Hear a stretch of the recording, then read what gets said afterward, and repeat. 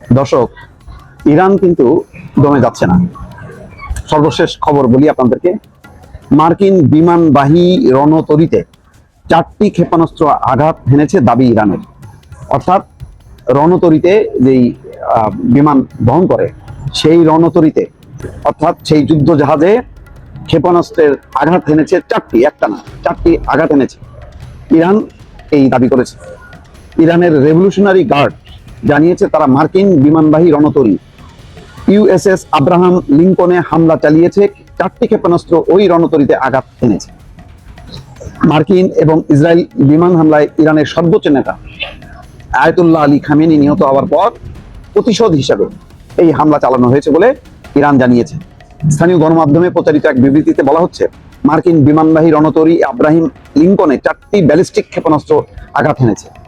US Abraham Lincoln জানুয়ারির শেষ দিক থেকে আরব সাগরে অবস্থান করছে। এই সমস্ত বিভিন্ন আরব এবং উপসাগরীয় অঞ্চলগুলোতে এই রণতরীগুলো জড়ো করা হয়েছে ইরানকে লক্ষ্য করে। এখন সেই সব রণতরীর উপরে আঘাত হানছে ইরানের ক্ষেপণাস্ত্রগুলো।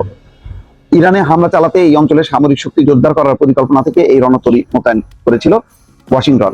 এখন পর্যন্ত এই হামলার ফলে কি ঘটেছে সেটা আমেরিকা প্রকাশ করেনি এবং তারা অনেক সময় প্রকাশও করে না। তো বোঝাই যাচ্ছে যে এখন ইরানের আর পিছু হটার কোন রাস্তা নেই, সামনে এগোনো ছাড়া, যুদ্ধ করা ছাড়া তাকে আর কোনো অপশন নেই। যেহেতু ইরানের সর্বোচ্চ ধর্মীয় নেতা, তাকে আঘাত হানা হয়েছে একটি বৈঠকে, তার কার্যালয়ে তিনি বৈঠক করছিলেন।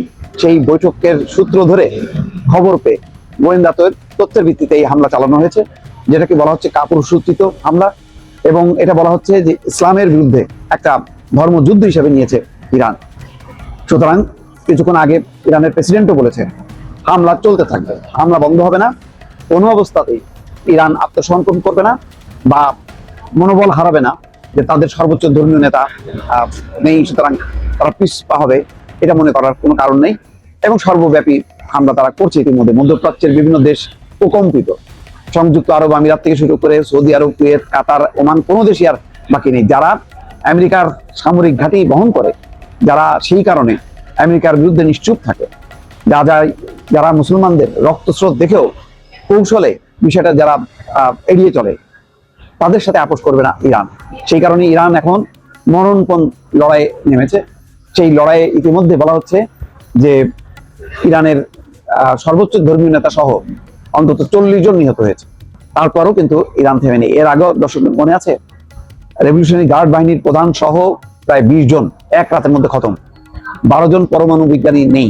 তারপরও কিন্তু ইরান দমেনি এবং পরে ডোনাল্ড ট্রাম্প বাধ্য হয়ে যুদ্ধবিরতি গেছে ইরানের সাথে। এবং তারপর শক্তি সঞ্চয় করে, মানে লম্বা সময় ধরে গোয়েন্দা অনুসন্ধান, ইরানের সর্বোচ্চ ধর্মীয় নেতা খামেনির গতিবিধি লক্ষ্য করে তারা এই হামলা চালিয়েছে, কিন্তু উপরে তারা আলোচনার নামে একটা প্রহসন করেছে। সুতরাং এখানে ইরানের কোনো দোষ দেওয়া যাবে না। এই যুদ্ধের দায় দায়িত্ব সম্পূর্ণরূপে আমেরিকা এবং ডোনাল্ড ট্রাম্প এবং তাদের মিত্র ইসরায়েল। প্রথম খবরটি হলো, আয়াতুল্লাহ আলী খামেনিকে হত্যায় ভেতরে কে জড়িত ছিলেন, কাকে সন্দেহ করা হচ্ছে, কেন ইরান তার শীর্ষ ব্যক্তিদের রক্ষা করতে পারছে না। দ্বিতীয় গুরুত্বপূর্ণ খবর, ইরান এবার শত্রুর বুকে বড় রকম আঘাত হেনেছে। কোথায় কি পরিমাণ ক্ষতি হয়েছে, মার্কিন এবং দখলদার দেশটির কতজন নিহত হয়েছে সেই বিষয়টিও জানাবো। পাশাপাশি ইরান মার্কিন সবচেয়ে বড় যুদ্ধ জাহাজে আক্রমণ করার দাবি করেছে এবং ড্রোন ভূপাতিতের মতো ঘটনাও ইরান ঘটিয়েছে, সেই বিষয়টি আমরা জানাবো। দর্শক,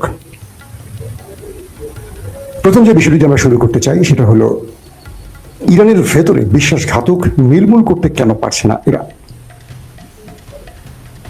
ইরানের সর্বোচ্চ নেতা তিনি যে বৈঠকটি করছিলেন, কয়েকটি সূত্র দাবি করছে যে তিনি একটা বাংকারের ভেতরে অবস্থান করছিলেন এবং সেই বাংকার থেকে তাকে তার কার্যালয়ে ডেকে আনা হয়েছে। তাকে যে ডেকে আনা হয়েছে এটা আমেরিকা কিংবা ইসরায়েল জানে কি করে? কে তাকে ডেকে এনেছে তার কার্যালয়ে, যেখানে ইরানের সর্বোচ্চ নেতার সাথে যে কেউ দেখা করতে পারেন না, অথবা দেখা করতে আসলেও তাদেরকে খুব সিকিউরিটির মধ্য দিয়ে আনা হয়। অনেকে চোখ বেঁধেও নাকি আনা হয়, যারা তার লোকেশন ট্র্যাক করতে না পারে। মানে ইরানের ভেতরেও শীর্ষ পর্যায়ের লোকদেরও চোখ বেঁধে আনা হয়, যাতে লোকেশন অবস্থান বুঝতে না পারে। এরকম তথ্য কিছু কিছু আউটলেট দিয়েছে। তাহলে ইরানের সর্বোচ্চ নেতা একটা জায়গায় মিটিং করছেন, তার সাথে ইরানের সর্বোচ্চ 40 জন শীর্ষ ব্যক্তি একসাথে উপস্থিত। এটা আমেরিকা ইসরায়েলের কাছে তথ্যটা গেল কি করে? এই গেল কি করে, এটার উত্তর চলেন আমরা খুঁজতে শুরু করি, তাহলে অনেক কিছু বেরিয়ে আসবে। একটা বিষয় আমাদের প্রথম মনে রাখতে হবে যে ইরানের সর্বোচ্চ নেতা, ইরান যদিও দাবি করেছে যে তিনি কোনো বাংকারে যাননি, তিনি সাহসিকতার সাথেই তার কার্যালয়ে অফিস করেছেন এবং বলেছেন যদি মৃত্যু আসে মৃত্যু বরণ করে নেব, শাহাদাতের তামান্না আমার মানে আমার স্বপ্ন, এটা কে বলেছেন? আয়াতুল্লাহ খামেনি, এটা ইরানের ভাষ্য। তারপরও যখন একজন ব্যক্তি বোঝেন তার মৃত্যুতে একটা রাষ্ট্রের অনেক বড় বা একটা জাতির অনেক বড় ক্ষতি হবে, তিনি নিঃসন্দেহে এই বোকামির জীবন বেছে নেবেন না, এটা নিঃসন্দেহে আমরা বুঝতে পারি। কয়েকটি সূত্রের বক্তব্য আসছে এরকম। দর্শক একটা সেকেন্ড, জরুরি একটা সমস্যা। হ্যালো, একটু গেটে শব্দ করেন, আমার ছেলে খুলে দেবে। আমি একটু লাইভে না, লাইভের মধ্যে আছি। তো এখন যে বিষয়টি তৈরি হয়েছে যে মানুষটিকে হত্যার জন্য আমেরিকা পাগল প্রায়, সেই মানুষটির নিরাপত্তা কারা ব্যর্থ হয়েছে, কারা সেটাকে সঠিকভাবে করতে পারেনি, বা তাকে কারা ডেকে সেই জায়গাটিতে এনেছে, এই বিষয়টি নিয়ে এখন ব্যাপক আলোচনা শুরু হয়েছে। প্রিয়বাবু, দর্শক একটা ব্যাপার আমাদের একটু স্মরণ করে নিতে, আমি একটু আপনাদেরকে বিরক্ত করলাম, আমার একটা জরুরি ফোন এসেছিল হঠাৎ করে, সেটার জন্য। আমরা যে ব্যক্তির কথাটা এর আগে আপনাদের বারবার বলেছিলাম, ইসমাইল কানি, আপনারা তার ছবিটা অনেকে জানেন, তাকে চেনেন। ইসমাইল কানিকে, এই ব্যক্তিকে বারবারই সন্দেহ করা হচ্ছে বিশ্বাসঘাতক হিসেবে। তিনি ইরানের রিপাবলিকান গার্ডের দ্বিতীয় সর্বোচ্চ নেতা। যখন হিজবুল্লাহর প্রধান শীর্ষ নেতা হাসান নাসরুল্লাহকে হত্যা করে দখলদার বাহিনী, তার 15 থেকে 20 মিনিট আগে এই ভদ্রলোকের সাথে মিটিং করে হাসান নাসরুল্লাহ। দেখেন কি সেন্সিটিভ একটা ব্যাপার, খেয়াল করবেন। এই ভদ্রলোক যখন তার সাথে গুরুত্বপূর্ণ মিটিং করেন, এরপর তিনি সেখান থেকে মানে হাসান নাসরুল্লাহর সাথে মিটিং করে বেরিয়ে আসেন। এরপর আমরা দেখলাম, আমি আপনাদেরকে সেই ছবিটা দেখাবো, ইসমাইল কানির ছবিটা দেখানোর চেষ্টা করছি। তো সেই ভদ্রলোক বলবো না কি বলবো জানি না, আমার ধারণা সাসপেক্ট, বিশ্বাসঘাতক হতে পারে সে। তো এই ব্যক্তি হাসান নাসরুল্লাহর সাথে একটা গোপন স্থানে মিটিং করে বেরিয়ে আসার পর কিছুক্ষণ পর সেখানে অ্যাটাক করে দখলদার বাহিনী। কানি বেঁচে যান, হাসান নাসরুল্লাহ মারা যান।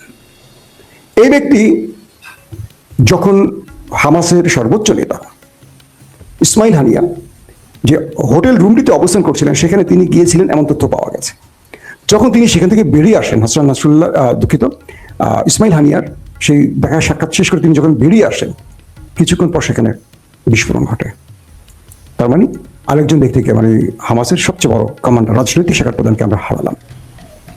যখন এই ব্যক্তি, আপনারা দেখতে পাচ্ছেন স্ক্রিনে, যখন ইরানের প্রেসিডেন্ট ইব্রাহিম রাইসি এবং পররাষ্ট্রমন্ত্রী আমির আবদুল্লাহিয়ান মারা যান, ঠিক তার আগেও এই ব্যক্তির সাথে তাদের লাস্ট লোকেশন মানে কথা হয়েছে এবং লাস্ট লোকেশন হয়তো বা শেয়ারিং হয়েছে তাদের মধ্যে।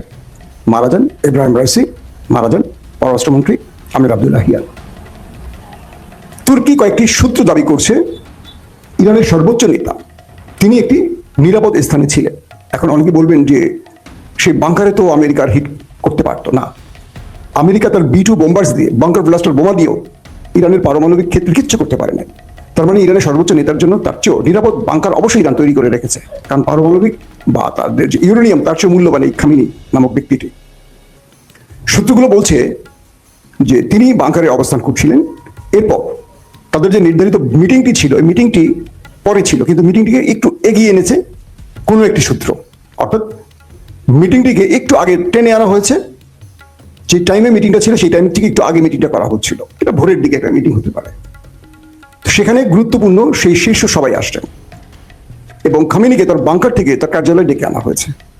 যেহেতু ইরান প্রতি মুহূর্তে রিয়েল টাইম ইন্টেলিজেন্সের মাধ্যমে বা স্যাটেলাইট তথ্যের মাধ্যমে ইরানকে অগ্রিম সব তথ্য পৌঁছে দিচ্ছিল যে কখন আমেরিকার মানে বিমান উঠছে, কখন মিসাইল মারছে, এটা তো সঙ্গে সঙ্গে চীন জেনে যাচ্ছে এবং সঙ্গে সঙ্গে ইরানকে দিচ্ছে। বলা হচ্ছে ইরানের যেই টেবিলে এই তথ্যটি দেওয়া হয়েছে চীনের পক্ষ থেকে, সেই টেবিলও এটার সাথে জড়িত, অর্থাৎ এই তথ্যটি খামেনিকে নিশ্চিত করা হয়নি বা খামেনির সিকিউরিটি প্রদানকে নিশ্চিত করা হয়নি। তার মানে একজন ব্যক্তি না, একটা টিম কাজ করেছে আমেরিকা বা ইসরায়েলের হয়ে।